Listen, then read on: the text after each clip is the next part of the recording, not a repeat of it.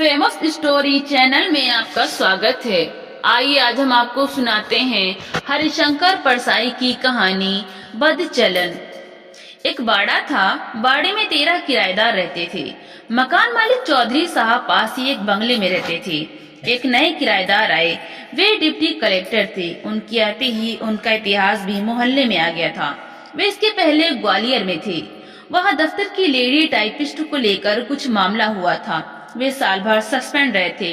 यह मामला अखबार में भी छपा था। मामला रफा दफा हो गया और उनका तबादला इस शहर में हो गया। डिप्टी साहब के इस मकान में आने के पहले ही उनके विभाग का एक आदमी मोहल्ले में आकर कह गया था कि यह बहुत बदचलन चरित्रहीन आदमी है। जहाँ रहा वहीं इसने बदमाशी की। यह बात सारे 13 किराएदारों में फैल गई। किराएदार आपस में कहते, यह शरीफ आदमियों का मोहल्ला है, यहाँ ऐसा आदमी रहने आ रहा है। चौधरी साहब ने इस आदमी को मकान देकर अच्छा नहीं किया। कोई कहते, बहू बेटियां सबके घर में हैं, यह ऐसा दुराचारी आदमी रहने आ रहा है, भला शरीफ आदमी यहाँ कैसे रहेंगे। डिप्टी साहब को मालूम था कि मेरे बारे में खबर इधर पहुंच चुकी है।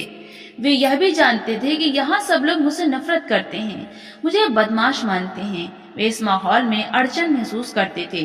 वे हीनता की भावना से ग्रस्त थे। नीचा सिर किए आते जाते थे। किसी से उनकी दुआ सलाम नहीं होती थी।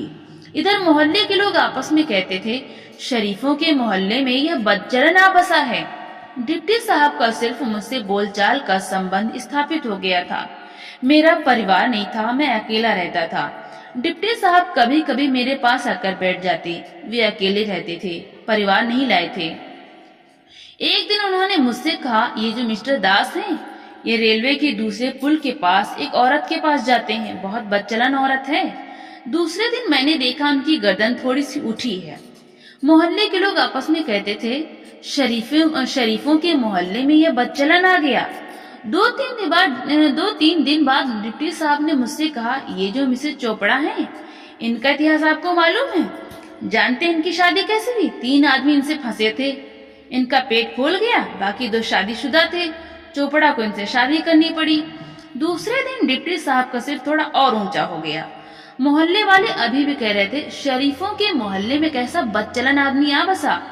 3-4 दिन बाद फिर डिप्टी साहब ने कहा, श्रीवास्तव साहब की लड़की बहुत बिगड़ गई है, ग्रीन होटल में पकड़ी गई थी एक आदमी के साथ। डिप्टी साहब का सिर और ऊंचा हुआ। मोहल्ले वाले अभी भी कह रहे थे, शरीफों के मोहल्ले में यह कहाँ का बदचलन आ गया। 3-4 दिन बाद डिप्टी साहब ने कहा, ये जो पांडे साहब हैं, अपने बड़े भाई की बीवी से फंसे हैं, सिविल लाइंस में रहता है इनका बड़ा भाई। डिप्टी साहब का सिर और ऊंचा हो गया था। मोहल्ले के लोग अभी भी कहते थे, शरीफों के मोहल्ले में बदचलन कहाँ से आ गया। डिप्टी साहब ने मोहल्ले में लगभग हर एक के बारे में कुछ पता लगा लिया था। मैं नहीं कह सकता कि यह सब सच था या उनका गढ़ा हुआ। आदमी वे उस्ताद थे, ऊंचे कलाकार। हर बार जब वे किसी की बदचलनी की खबर देते, उनका सिर और ऊंचा हो जाता। अब डिप्टी साहब का सिर पूरा तन गया था। चाल में अकड़ आ गई थी। लोगों से दुआ सलाम होने लगी थी। कुछ बात भी कर लेते थे।